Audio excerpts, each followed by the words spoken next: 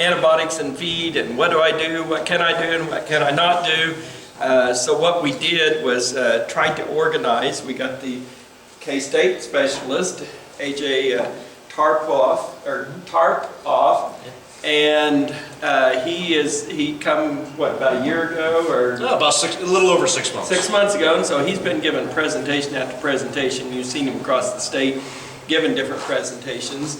And also, I might just say, before we kind of get started, there's blue sheets that we need for you to do just feedback, so we know what to do in times to come, what you want. And also, Judy, you want to say anything? Or in partnership is the Shawnee County Conservation District. We appreciate them, and she's the manager of the Conservation District. We got Christy Ramsey, and she's one of the technicians within RCS, and we got David Denham, he's one of the technicians too, so if you got lots of questions and different things, they're always ready to help. So we'll go ahead and turn it over to you, Dakota. You want to say a few words there? He's with Farm Credit. Yeah, I'm just an area loan officer for Shawnee County Farm Credit, work out in Hiawatha. Usually like to come out to these meetings when I make it out to them. I was telling people on my way over, we actually are any of you familiar with Cadillacs around here? They're kind of an informational company that we sort of pair up with. They give you kind of a market outlook on what's happening in the really kind of all channels of the livestock industry. So anyway, I brought this. This is just a copy of what we get from them once every 6 months. It's usually pretty good summary of kind of what to expect in the market, or at least their outlook anyway. So I thought I'd pass it around. If you guys want, I can email it out to you sometime to take a look. So that was about all I had. They also do a webinar once every 4 or 5 months. So if anybody ever wants to listen in on that, it's pretty good insight, at least I think so. So anyway, that's all from me. So you're just going to send that sign-up sheet around? Yeah, I'll send this, and if you guys want to kind of take a gander at that, that's just going to give you an idea of their kind of what it's a free service. It's nothing. It's really kind of like I said, when Farm Credit just kind of pairs up with them. We use them for our own benefit. So anyway, just like to share the information. So I'll send this around, and you won't hurt my feelings if nobody signs up. I just thought I'd share the information. Thank you, Dakota. And he is the Farm Credit is also one of the donors that help take care of the cookies and all that kind of stuff. So we appreciate that. And just to go on with AJ, our goal is that he gives us what the state regs are. Chad Bullock is going to be here to talk about what Premier, the paperwork on his end, and then Dallas Castor is supposed to be here to talk about from the veterinarian end of it, what he's required on a local vet. So hopefully you get the answers, and we want you to ask whatever questions you have. Make sure to ask them, because we want you to go out of here feeling, I know what I'm doing now. So welcome, and appreciate you coming out, AJ. Well, thank you very much, and it's good to be here. Just a brief introduction. I am AJ Tarpoff, the Beef Extension Veterinarian through K-State. I work out of the Animal Science Department there in Manhattan. I'm a K-Stater through and through. I did all my schooling at K-State and then went off into practice. I was a feedlot consultant veterinarian up in southern Alberta, Canada, and now I'm back to Kansas, which I am very happy about. So it's good to be back to Kansas. So yeah, we are going to start talking about the Veterinary Feed Directive. Who's heard about the Veterinary Feed Directive? Everybody, right? There's been a lot of discussion about it. Are you a little apprehensive about it? I mean, we can be honest, yeah. Okay? Because it's change. It's something that we have a brand new change, we have brand new regulation, and it's coming upon us. And that change inherently isn't very comfortable. I understand that. I'm right there with you. But there's a couple different ways we can deal with change. Okay, we can pull the old ostrich, stick our head in the sand, hope the world passes us by and leaves us alone. Well, the Veterinary Feed Directive is upon us. It did start at the beginning of the year, full-fledged. We don't have this option.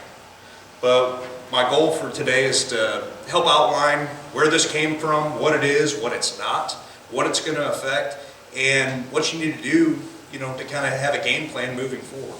Okay, that's my game plan today. So, what is the VFD? Well, like I said, it did start at the beginning of the year, January 1st, 2017.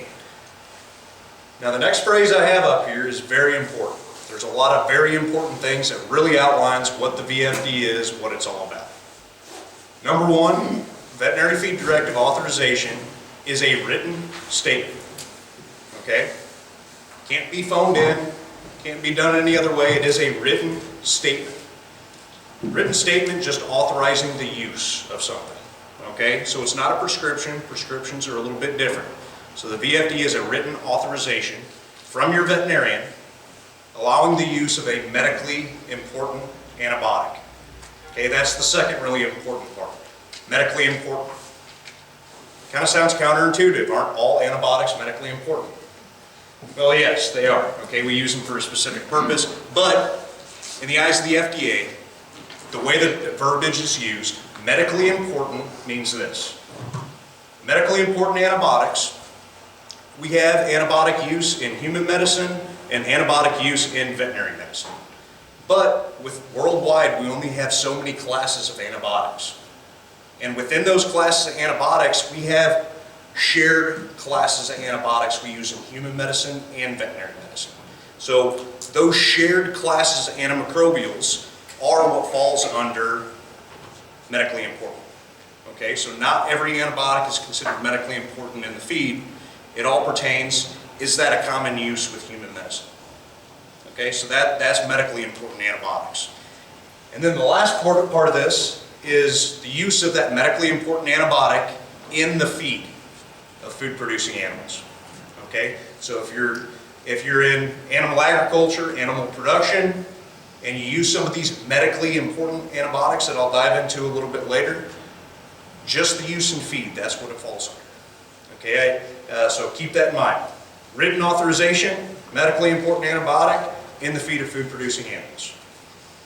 At the gist of it, that's what the VFD is all about. Now, we do have some changes that have happened. Okay, new label changes have changed over start of the new year, about a month ago. Okay, these medically important antibiotics we will no longer be able to be used for production purposes. So production purposes really mean increase in average daily gain, increase in feed efficiency. So those shared classes of antibiotics, we can no longer use them in the feed for these purposes. Which at the end of the day isn't necessarily all a bad thing. We have other products that are available that can still get that job done. So just be aware that some of the production practices that have been done in the past, we may not be able to use some of the products in that way. Okay, so that's what the VFD is. We know it's already started, but why in the world did this happen and why now? Well, this is nothing brand new.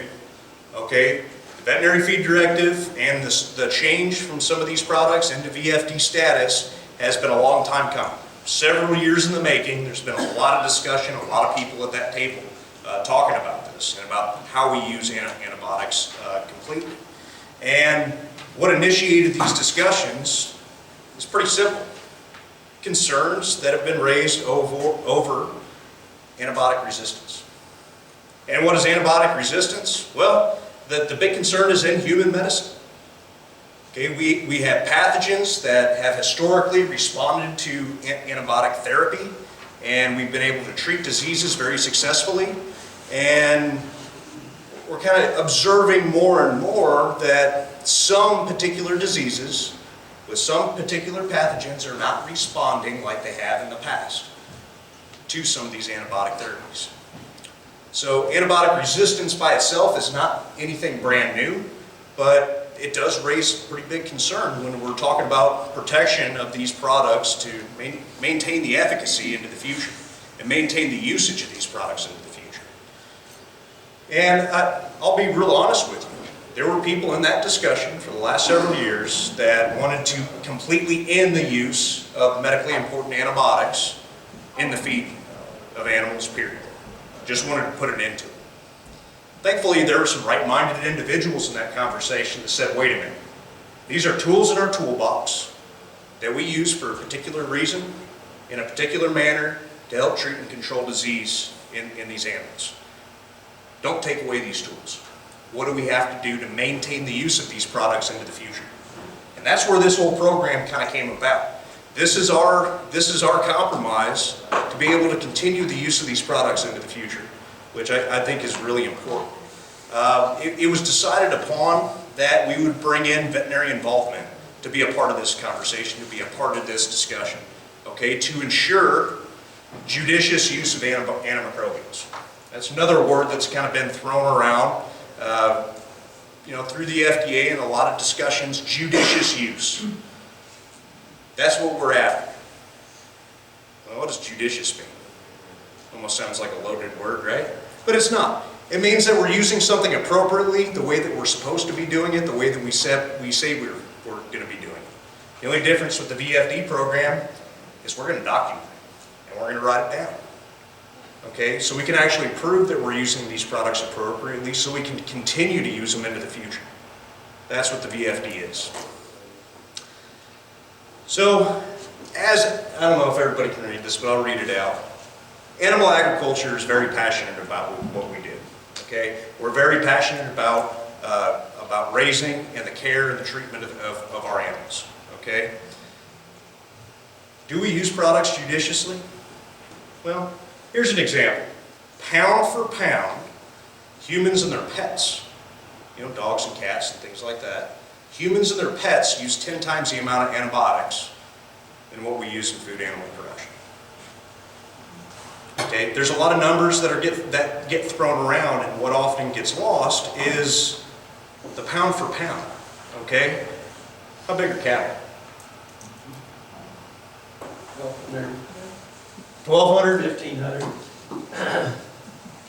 Yeah, more closer to 1,500. As an average that we like to, we historically thought about, the average cow size in Kansas is 1,100 pounds. And then it kind of bumped up to 12. Realistically, it's a little bit closer to 1,400 pounds. So 1,400 pounds. That's a large animal. So pound for pound, humans and their pets use 10 times the amount of antibiotics than what we use in food animal production. We work in a business of pretty tight margins. Especially this year, I don't have to, elaborate into that, but we work in a business with pretty tight margins. Something that is an added cost to our operation, do we throw around however we see fit? No. Okay, we're using them for a specific reason, for a specific purpose. As an industry, we do have a tremendous track record on doing things appropriately and making big strides to always do better. The best example that you can always hang your hat on, especially coming, from the cattle industry, beef quality assurance. Okay, as an industry, we stepped up to the plate and said, okay, enough is enough. We need to change things to increase the value of what the products that we're marketing and increase the safety of those same products. So over the last 10 to 15 years, it's been phenomenal. And we can document and we can show the progress that our industry has made. Less injection site lesions, less volatile residues found at slaughter. I mean, we can go into it time and time again, but we can prove it. And we know we have a pretty good track record with this. Okay? Now, as an industry that's always looking to do better, that's always willing to take that next step to ensure that we are producing the safest, most wholesome food supply in the world, logically the next step is, sometimes do we have a pretty big disconnect with our average consumer that purchases some of our products? Yeah. There's a pretty big separation from the family farm to current practices in food animal production. Okay, and there's a lot of reasons that go into that, but unfortunately there's a lot of misinformation out there. Social media, the internet, if it's on the internet, it's got to be true, right? We all know better than that. We know better than that. But there is that misconception, okay? There's a lot of things that marketing gurus have gotten hold of, certain phrases about antibiotics this or steroids that. There's a lot of misconceptions on the products that we use to help maintain the health of these animals and produce a safe food supply. And that's where kind of this comes in. That's why we're documenting the use and how we use some of these products. That as an industry, we can actually say with all honesty, with documents behind us, it says, yes, these products may have, we may have used antibiotics to help ensure health by treatment and control of disease with the use of some feed-grade antibiotics under the oversight of a licensed veterinarian in the regular scope of practice to ensure that we're using these products judiciously. And we have documentation to show you how we've been using them. That's a pretty strong stance coming from the industry, to defend usage by documentation and proving that we're using them appropriately. Who's dealt with the government at any means? So, yeah, when it comes to dealing with the government, they like a paperwork trail, right? Oh yes. So if it's not written down, it never happened. So that's what the VFD really is, okay? It's that document trail of how we're using these and to ensure that we're using them appropriately. That's what the VFD is all about. So what is a VFD drug? I talk about kind of where the VFD came from, the importance of it, how it was a compromise so we can maintain the use of these products to help treat and control disease in our food animals. Now let's kind of dive into what that VFD drug is.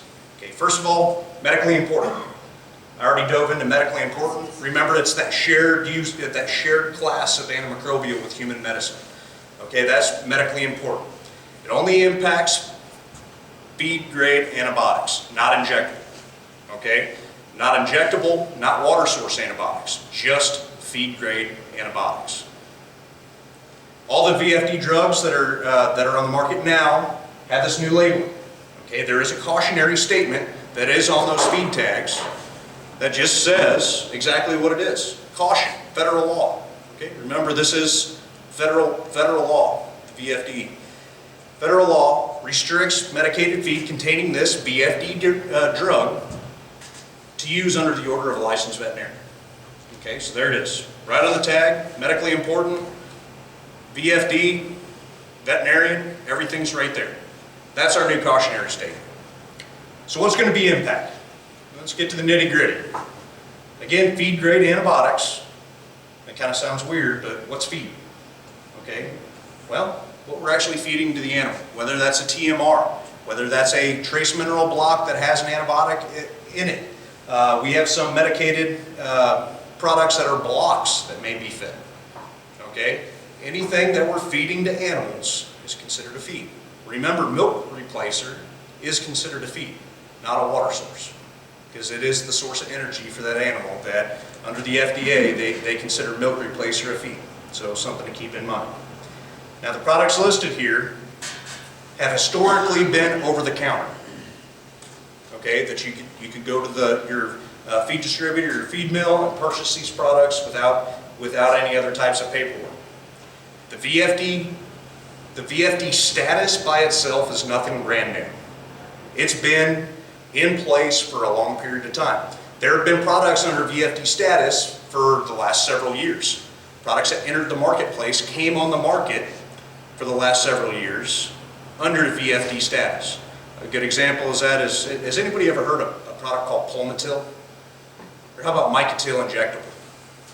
Okay, that tilmycosin, there's a product available in the feed. When that hit the market, it actually came onto the market under VFD status and has been there ever since.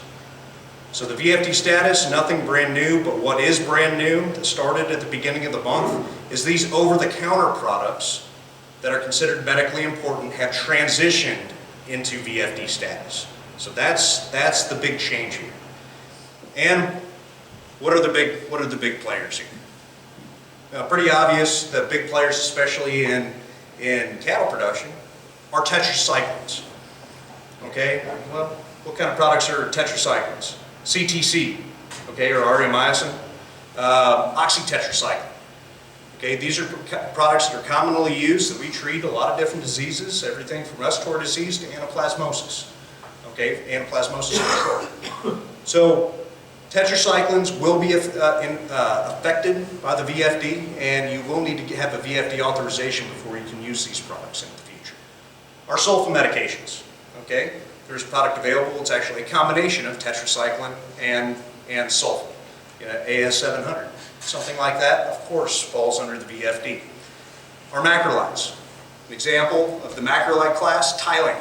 Okay, Tylan's used in finishing rations for the reduction of liver abscesses at slaughter.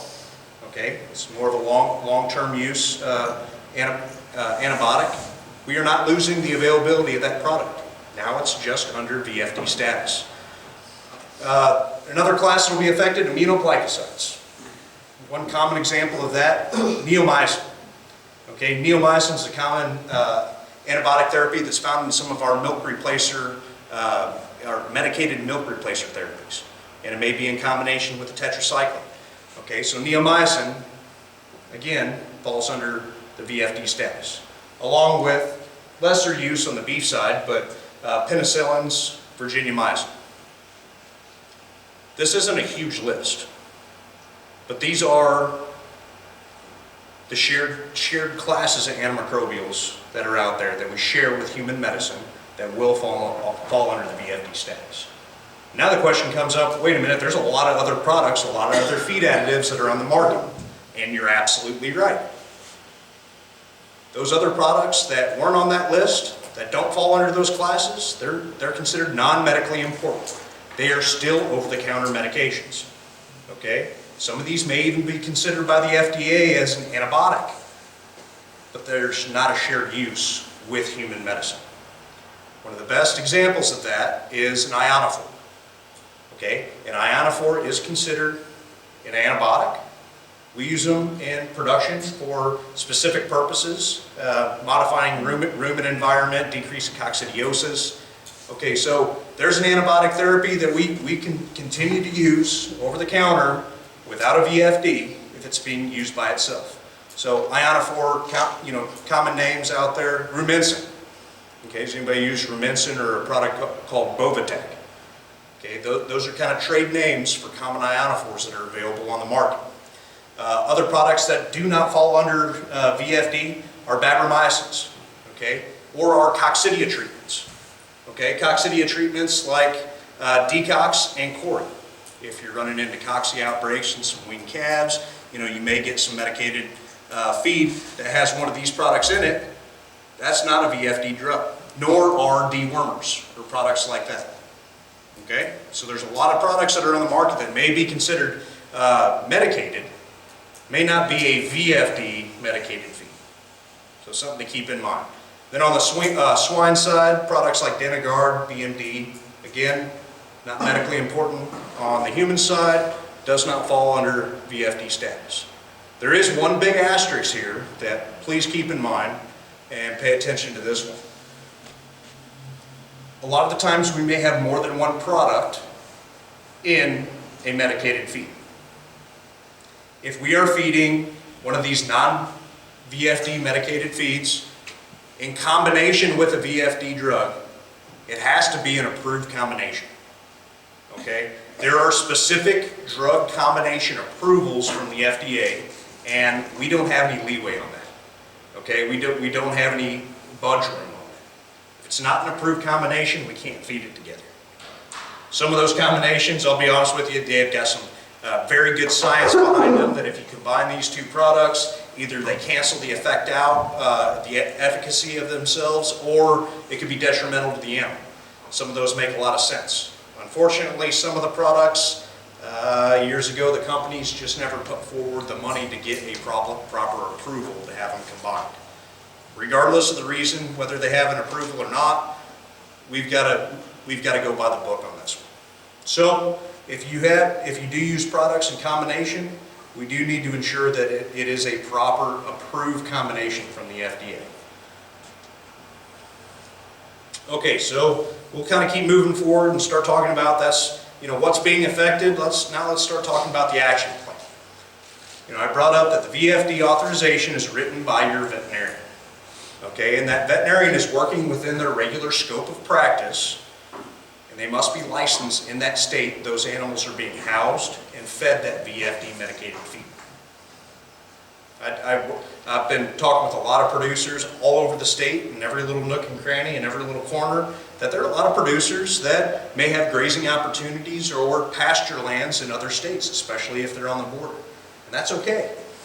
They can still purchase those feeds, but if the veterinarian involved is not licensed in both states, as a producer, you may have to find a different veterinarian in that neighboring state to be able to get a VFD written for that group of animals in the other state.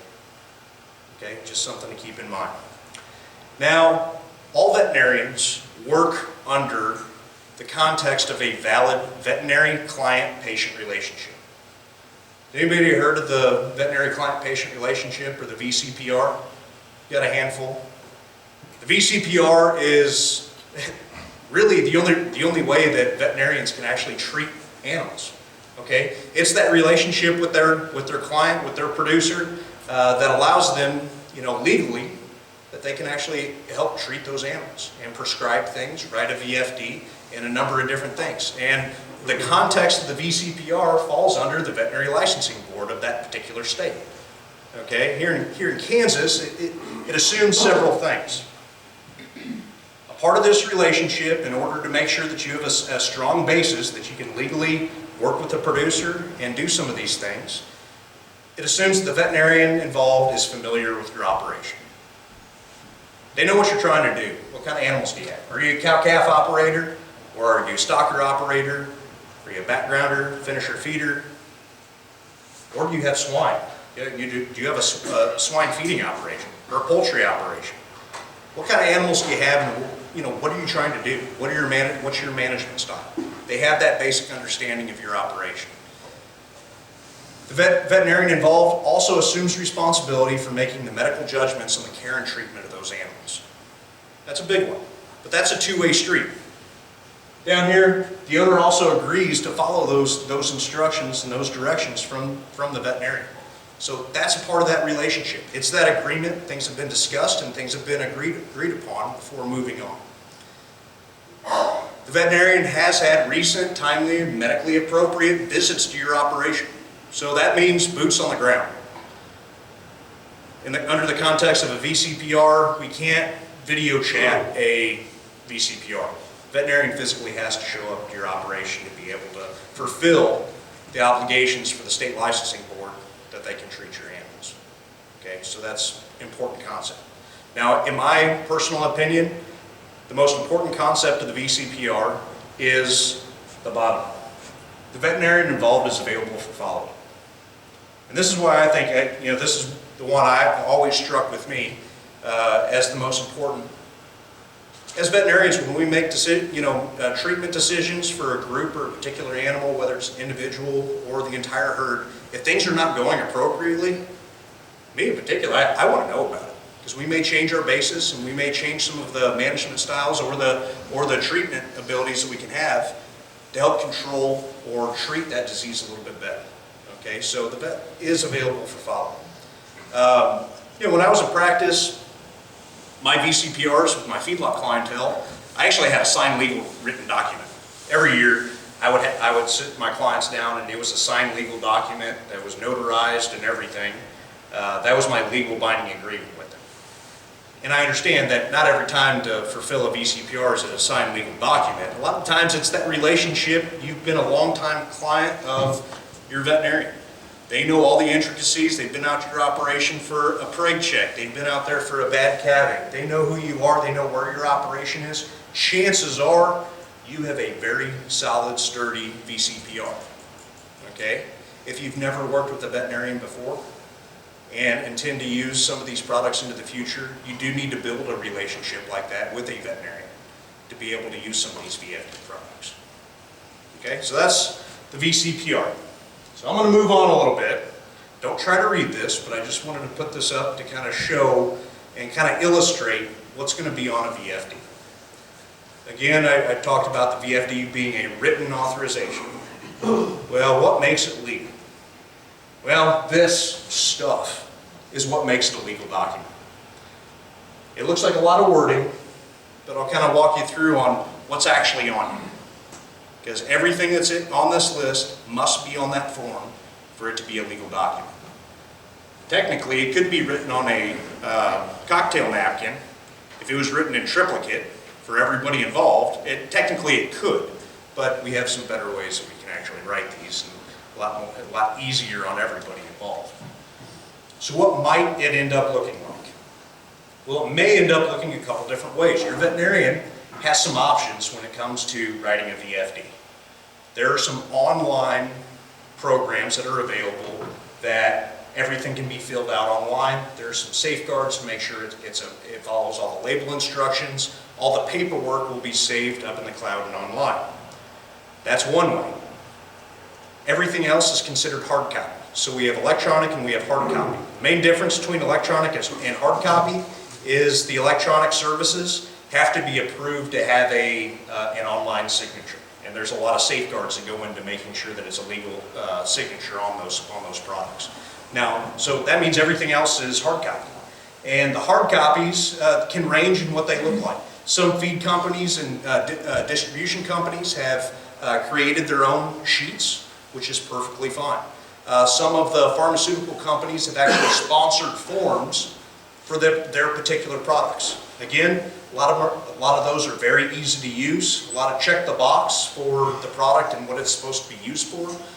So there's many different ways that we can get to the end. This is an example of a VFD form that we have available online on vfdinfo.org. That is a true kind of generic form. It can be used for any product available. So, point being, several different options to get to the what the end means. But at the end of the day, there are some important things that are on here. Names and addresses and contact information of the veterinarian and the producer involved. That should be kind of a given. What product we're using, at what rate, to how many animals, to what kind of animals. Okay, a lot of that information that's already on the label. And we're putting it into use to my 100 head cow operation. Okay? And I'm using a particular product for a particular reason. So what indication? What are we trying to treat or control? For how many animals? For how long? How long a duration? Some of the usage of these products have very restrictive labels that we can only use them for a particular period of time. And I'll kind of go into that. We also have an option down here of, can this VFD drug be fed in a legal combination in any of the other legal combinations from the FDA? Or there's an option of a particular combination that your veterinarian can write in.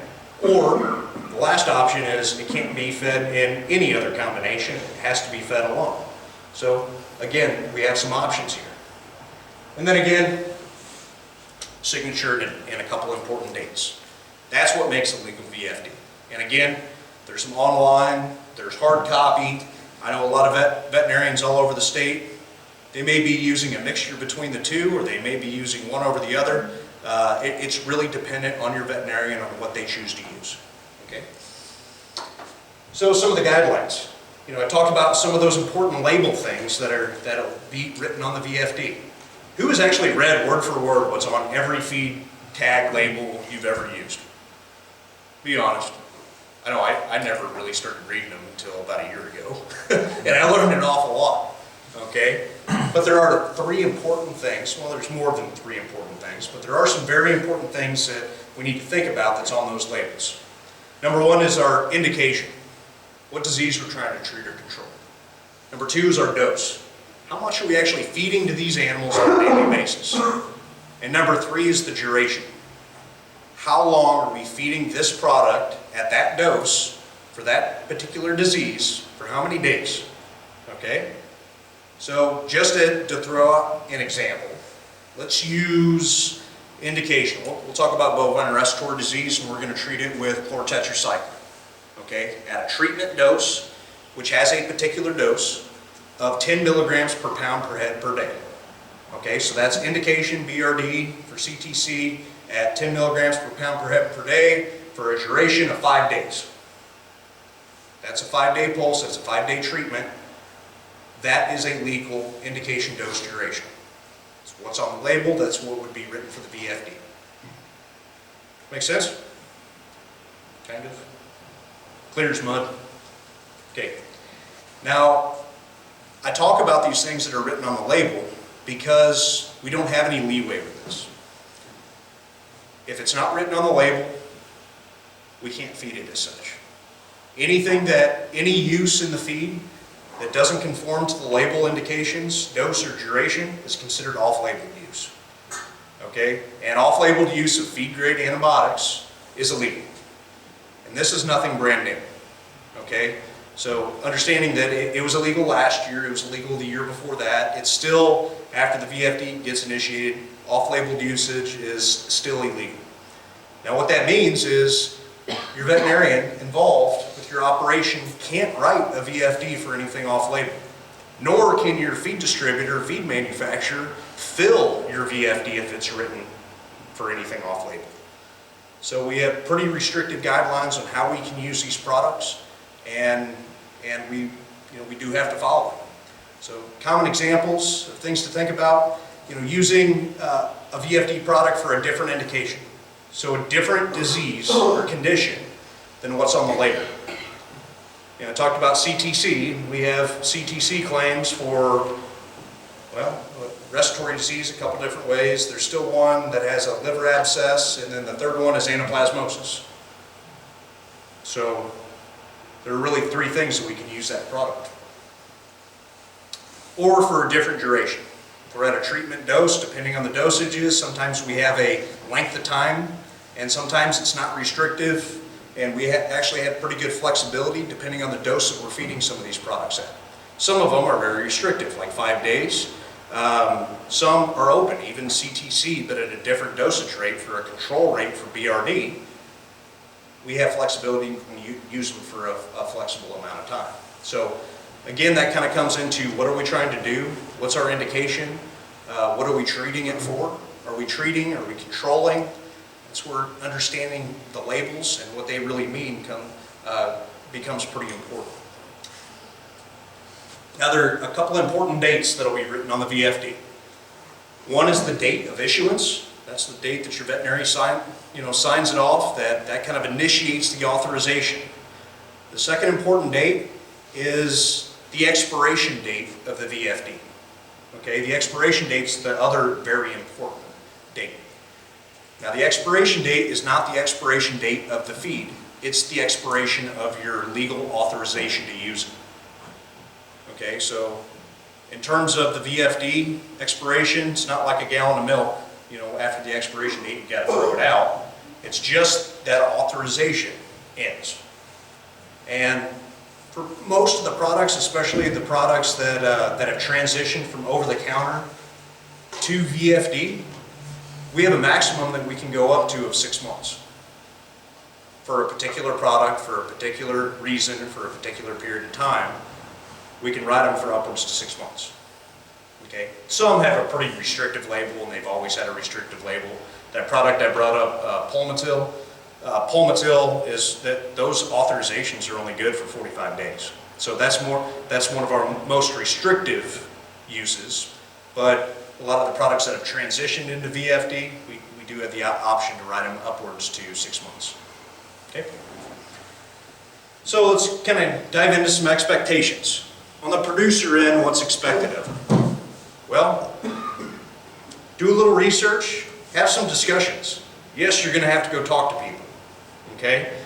And the biggest thing is to talk with your veterinarian, okay? Establish a valid veterinary client-patient relationship if you have not done so. If you're concerned about that and you don't know, have that discussion with your veterinarian to see for sure, okay?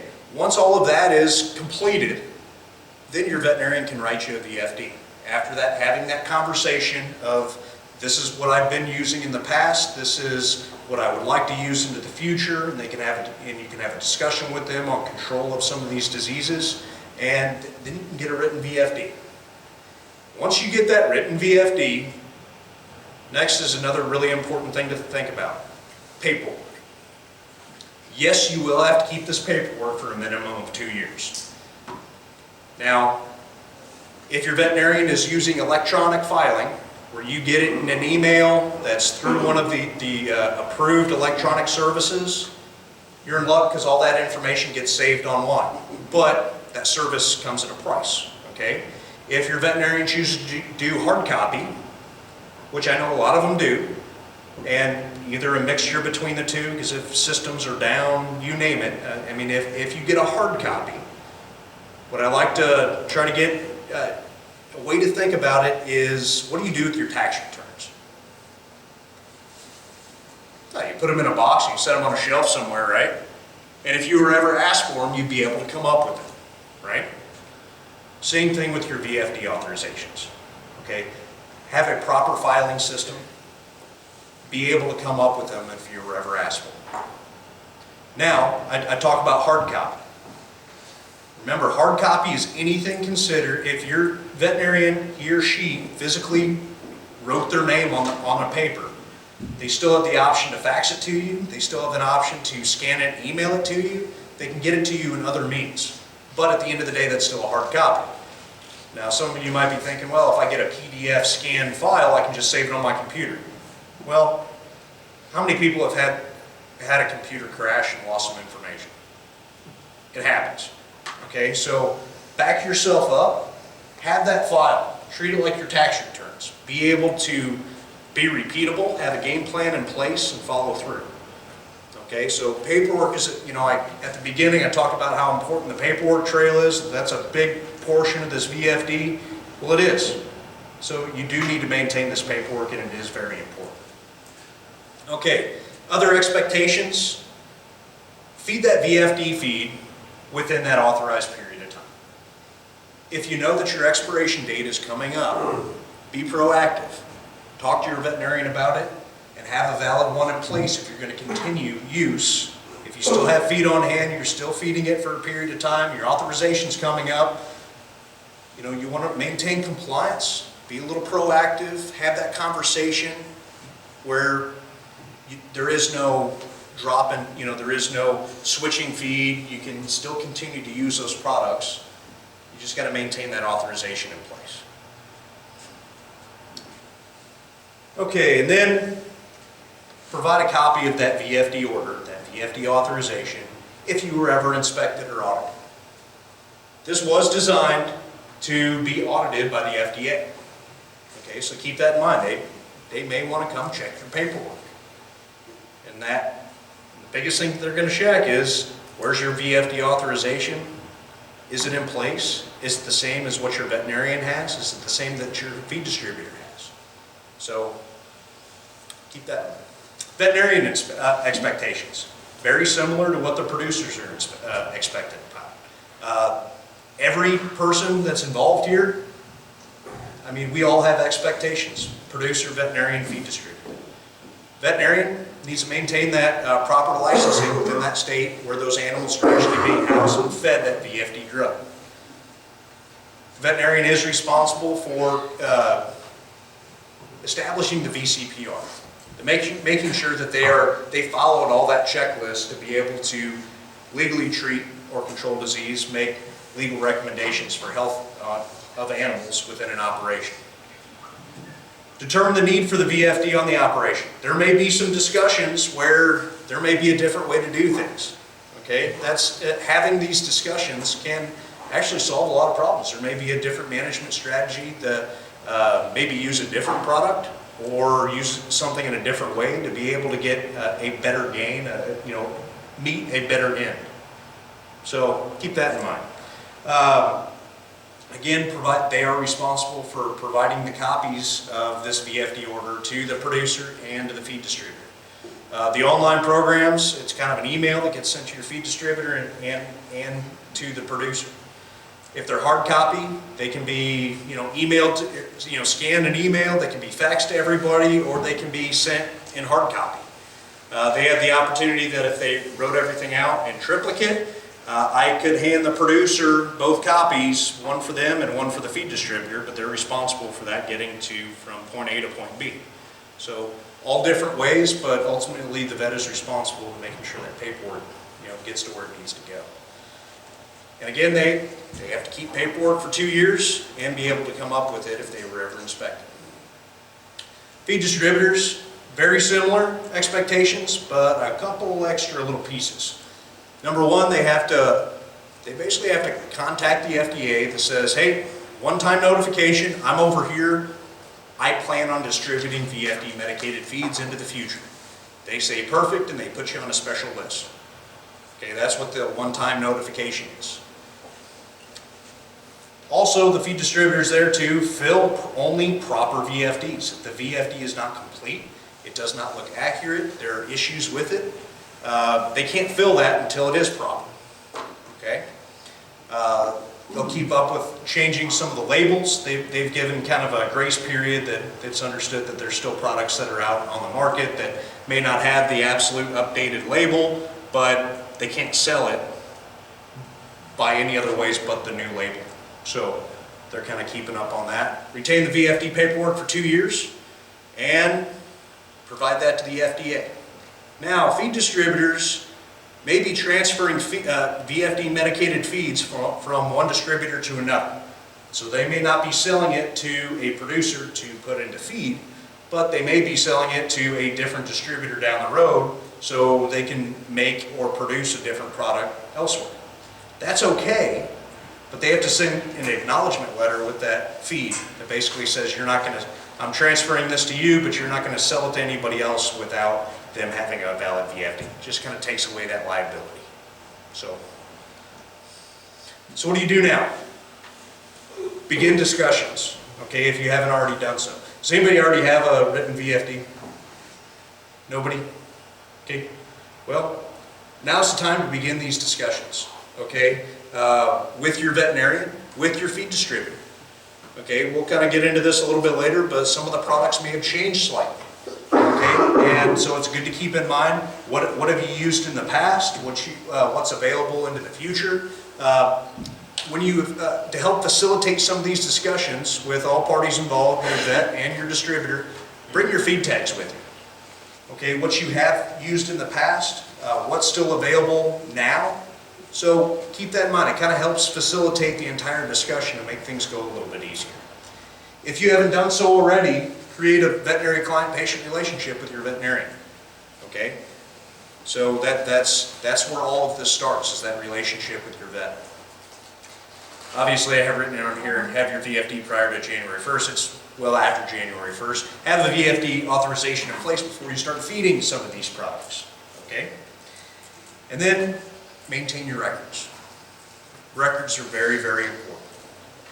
So don't put them on the dashboard of your pickup after you pick something up and let it blow out the window, or don't put it in the corner of your desk. If your desk looks anything like mine and you have that corner of stuff that kind of piles up and you never really get to, that's not a proper filing system, and I'm guilty of that as well.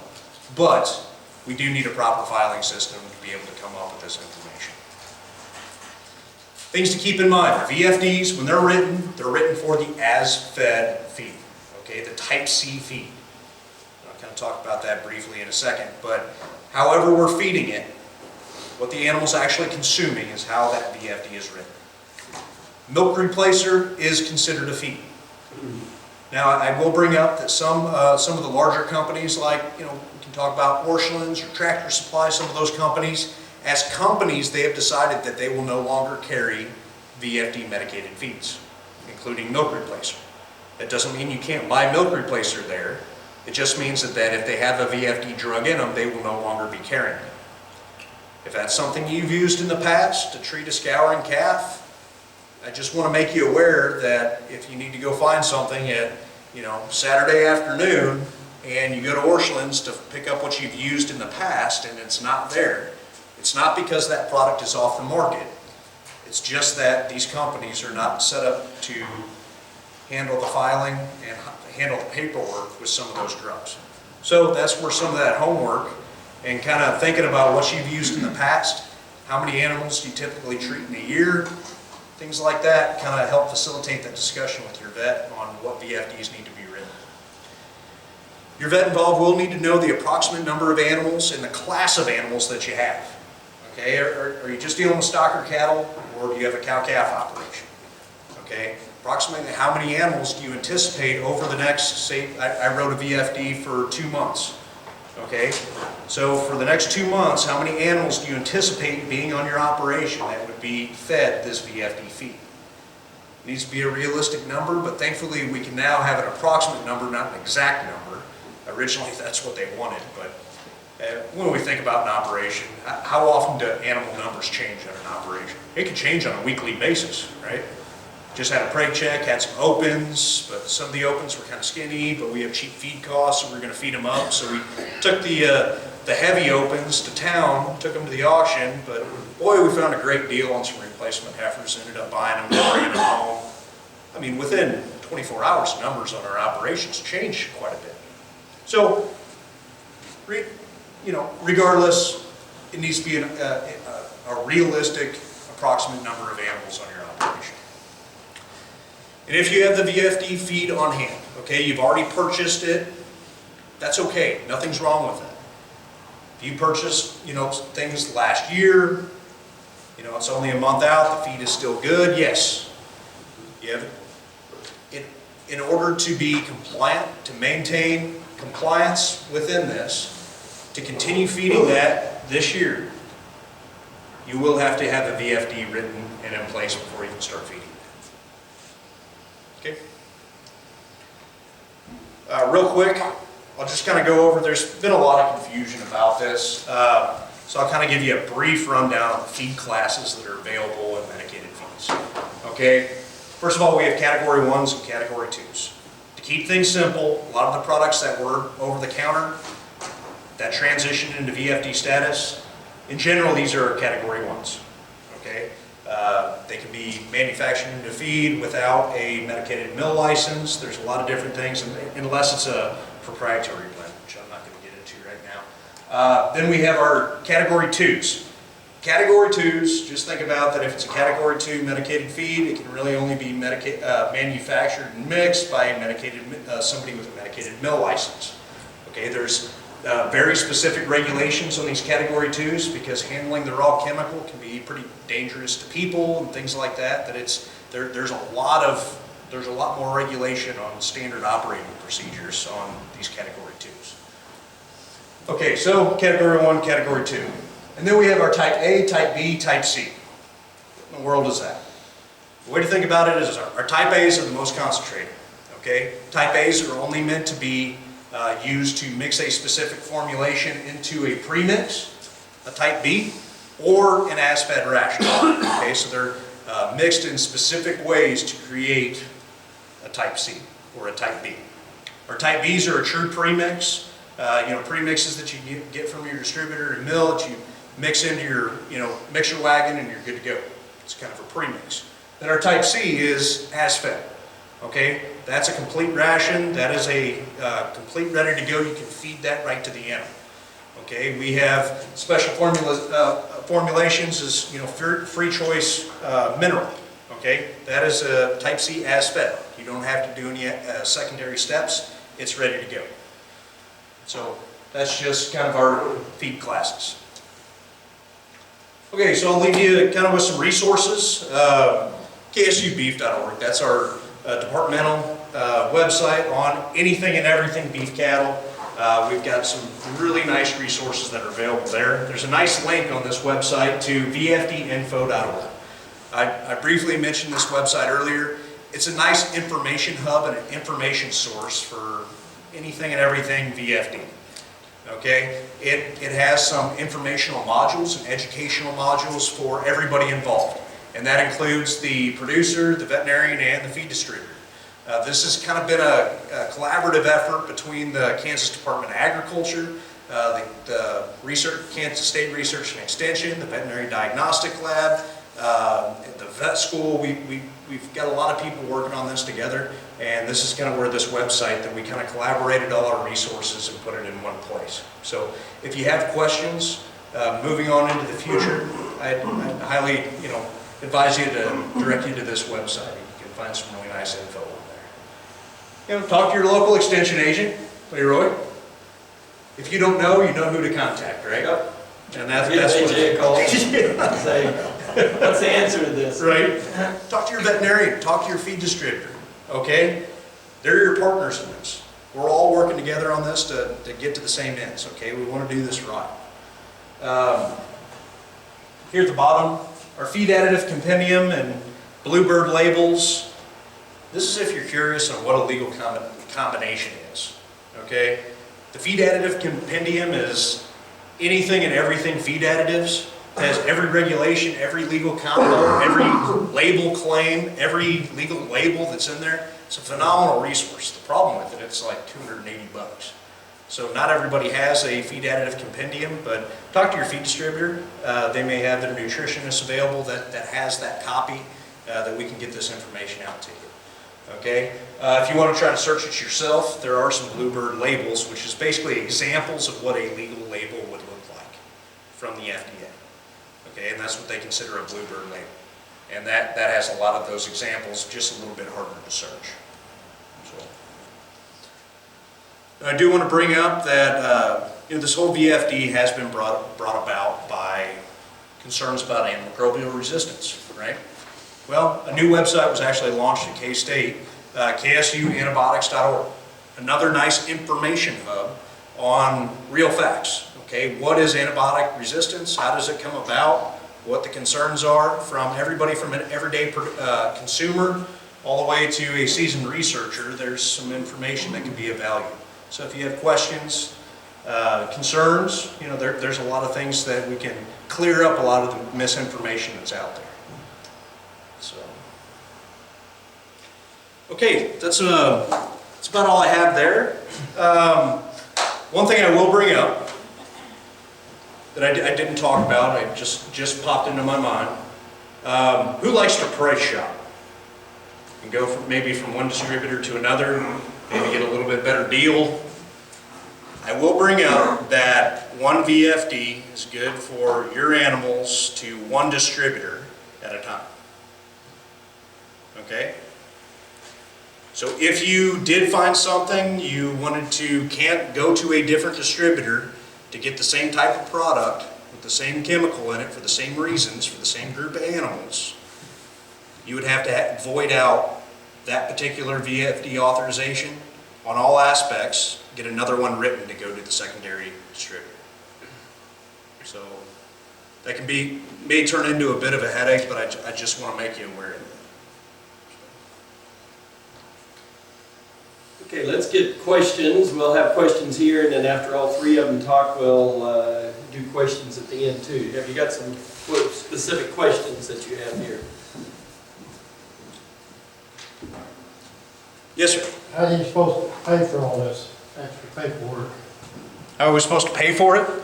Well, it's the actual VFD being written from your veterinarian I've talked to vets all over the state, and actually in multiple states. Each one of them are handling a little bit differently. Obviously, some of the online programs come at a cost to the veterinary clinic on a monthly basis and per VFD. So there are costs associated with it. It's up to that veterinarian's discretion on how they're going to handle pricing and things like that. And it's really up to them. So are there some costs associated with it? Well, if you already have a valid VCPR in place and things like that, I mean, you start thinking about what the costs incurred to it. If you've never talked to that veterinarian before, which actually I've been contacted by a lot of vets, this is kind of happening, that people are showing up on their step wanting a VFD, but they have no idea who they are, they have no idea where their operation is. So that means a farm visit, that means some other things to actually ensure that they've created a valid VCPR. So it's hard to truly quantify what the costs are and who pays for it, because there's a lot of different time and with a lot of different people all paying for it one way or another. Because on the feed distributor side, I mean, I know a lot of the feed guys, they've done a lot of different things on record keeping systems, different things along those lines, that they've kind of built their own infrastructure to handle it. Okay, they haven't charged any, they're not, nobody's paying them to do that. They are setting up to maintain business, to maintain compliance. So kind of everybody's involved, and it's kind of taking everybody for a little bit of a hit. I know I've got a question. Yeah. It's been coming in. the ones with anaplasm. Yep. Does the veterinarian have to go out there every 6 months, or if it's been diagnosed in the last year and they know they have it on there, what has to be done Okay. to keep the antibiotics coming? Okay, so it's not a true prevention label, it's a control, which means that it's in the area. How do you prove that anaplasma is in the area? Well, in this part of the state, we pretty much know that it's more of an endemic area, right? So it comes down to the veterinarian conforming to the standards of practice within the state of Kansas. I mean, can you be certain that it's in the area? Well, when you start thinking about anaplasma, we know it doesn't stop at the fence line. We know a lot of different things about how the disease transfers and where it's at. I mean, nobody's going to come onto your operation and say, well, where's your diagnostic test to prove that you had anaplasma this year? The disease doesn't work that way. And we know that once you get in, endemic regions, that it's in a lot of those animals. Was anybody a part of the work that's being done over at the Veterinary Diagnostic Lab about some of the blood samples that have been taken for anaplasma prevalence? You were? Okay. Yeah, we collected blood samples for them. Perfect. I haven't got any. They No. said February 1st. They said February. I think they're going to start running them in February. Right. So just as some background, what they did over at the Veterinary Diagnostic Lab, Greg Hanselcheck actually kind of put together this, reaching out to a lot of the practitioners around the state of Kansas to grab some blood samples on normal animals and normal herds in basically every county of the state. And what that's going to do is give us some really good information on what the true prevalence in our normal herds are all around the state. And I know they haven't started running them yet, but I'm pretty confident that they're going to be pretty high. I think we have more endemic herds than what we've considered in the past, which isn't necessarily a bad thing if the animals are born into an endemic herd and been exposed at a young age. Well, this isn't an anaplasma talk, but anyway, so yes, there are some options available. There are some products that are still available. We're not losing the usage of CTC, but we do have restrictions on how much to certain animals and the means that we can actually feed it to them, or free choice. Like we do have some specific labeling there. So Dallas probably wouldn't have to go out and diagnose that, yes, you do have it on your place before he could. And then it goes back into records, what you've seen in the area in the past, any diagnostic samples, all that goes back into your, if anybody ever asked you, you could be able to back it up. So. And I know just this last year, I've had at least 5 producers in Shawnee County that says they have anaplasma. Yep. And what to do and how to do it. So it's here. Oh, and absolutely. It's pretty prevalent. I'm not going to debate anybody on that because I know I'd lose, because I know it's here too. Okay? So, does that help? I mean, yes, yes, because they were concerned that there had to be a diagnosis every 6 months. So, the FDA was pretty clear. They are not stepping in to direct the scope of regular practice. So when it comes to diagnosis and what's in an area, things like that, the FDA isn't stepping into there. That's between the veterinarian and the state licensing board of what's appropriate to get usage on some of these animals. And so they were very strict on not getting into that. So that a lot of those discussions came through the veterinary circles and more on the regulatory side within state by state, what that means to them. So. Another question I get pretty often is, okay, now it's in the feed, how long is it going to be before the injectable is going to be required to have the same thing? Well, we can be realistic. Okay, do they have, what's still over the counter? Oxytetracycline and penicillin. Okay, the usage that we use for a lot of those products, I mean, do I see those remaining over the counter for extended periods of time? I'm more of a realist. I know that they're going to set their eyes on those too. But for what we use those drugs for and how they can be, used, I think ultimately it's going to fall under, veterinary oversight as well. When that'll happen, I have no idea. I just know that it will happen. I mean, I'm kind of a realist on that. I mean, whether that's 5 years down the road or 10, whatever it takes to get the government to start working in the right direction, I have no idea.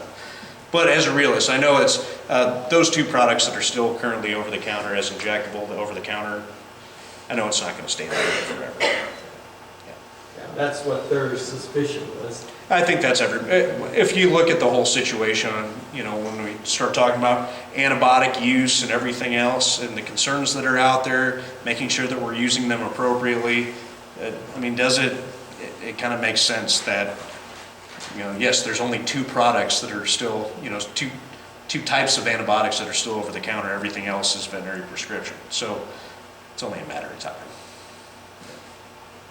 Is there other questions that you guys have? So I guess another question that I'm getting some is, how soon do you see that they're going to come out and start checking, whether it's feed stores or individuals?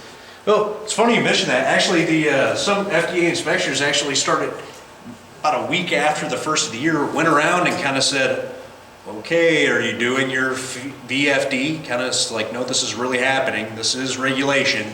Just kind of almost just kind of a look over the shoulder to say, hey, you know, make sure you are doing this, that before you send anything else, if it is one of those products, you do have to do it. I mean, those weren't true inspections.